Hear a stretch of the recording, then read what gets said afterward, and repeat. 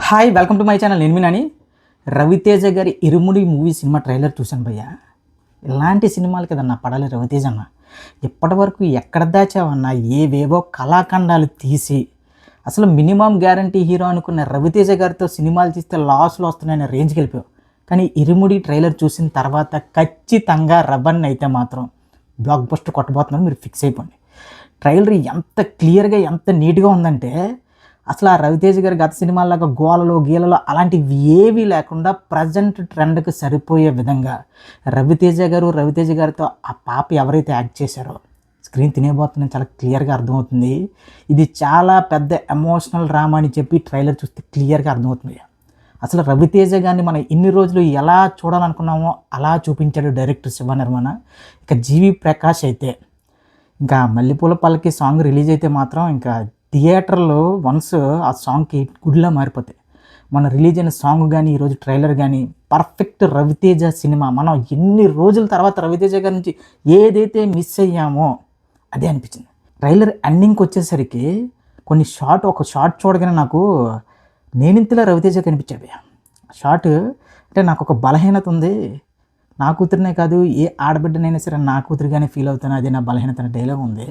చాలా అంటే చాలా వార్మింగ్ ఉంది. ఇక రవితేజ అన్న ఇంకా కంబ్యాక్ ఇవన్నీ పక్కన పెడితే ఖచ్చితంగా ఇరుముడి అనే సినిమా మాత్రం చాలా గట్టిగా సౌండ్ చేయబోతుంది, మీరు ఫిక్స్ అయిపోవచ్చు.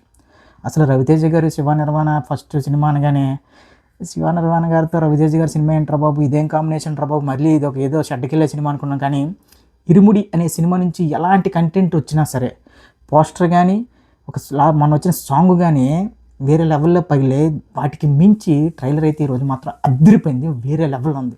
సో ఖచ్చితంగా రవితేజ గారి అభిమానులతో పాటు ఇది ఫ్యామిలీ ఆడియన్స్కి చాలా గట్టి కిక్కిచ్చే సినిమా అని చాలా క్లియర్గా అర్థమవుతుంది. అంటే ఒక ఆల్కహాలిక్ ఎడిట్ అయిన ఒక వ్యక్తి కేవలం 41 రోజులు ఏదైతే అయ్యప్ప దీక్షలో కూర్చుంటాడో ఆ 41 రోజుల మధ్యలో జరిగిన సంఘటనల ఆధారంగా తీసుకుని ఈ సినిమా. శివ నిర్మాణ గారు కూడా ఇంటర్వ్యూలో చెప్పారు. అంటే ఒక మద్యం బానిసిన ఒక వ్యక్తి ఒక 41 రోజులు దీక్ష తీసుకున్న సమయంలో ఆయనకి జరిగిన ఏవైతే సంఘటనలు ఉన్నాయో అదే ఈ సినిమాలో మెయిన్ పాయింట్ అని చెప్పారు. సో చాలా క్లియర్గా అర్థమవుతుంది ఇది ఆడపిల్లల గురించి సినిమా, ఆడపిల్లలకి ఏదైతే అన్యాయం జరుగుతుందో దాని మీద మాట్లాడే cinema. At the same time ఇది డివోషనల్గా నాకు అంటే అయ్యప్ప స్వామి భక్తులతో పాటు కామనాడిన అందరికీ ఆ మల్లెపూల పల్లకి సాంగ్ ఏదైతే ఉందో రిలీజన్తో సంబంధం లేకుండా ప్రతి ఒక్కరూ హమ్ చేసుకునే సాంగ్. సో ఆ సాంగ్ కూడా వన్స్ రిలీజ్ అయిన తర్వాత అదేంటంటే సినిమా రిలీజ్కి ముందు ప్రీ రిలీజ్ ఈవెంట్ అంటున్నారు. సో ఇప్పటి వరకు అయితే మాత్రం ఈ సినిమా నుంచి వచ్చిన ప్రతి ఒక్క కంటెంట్ వేరే లెవెల్ ఉంది భయ్య. ఎన్ని రోజులు ఏంటి భయ్య మాస్ మహారాజ్ అని చెప్పి ఎలాంటి సినిమాలు తీసో అది కూడా నాకు తెలిసి రవితేజ గారు తప్పలేదు. ఎందుకంటే ఆయన తీసిన సినిమాలన్నీ నాకు లాస్ట్ ఒక 10-12 సినిమాలన్నీ కూడా కొత్త డైరెక్టర్లు తీసినవే.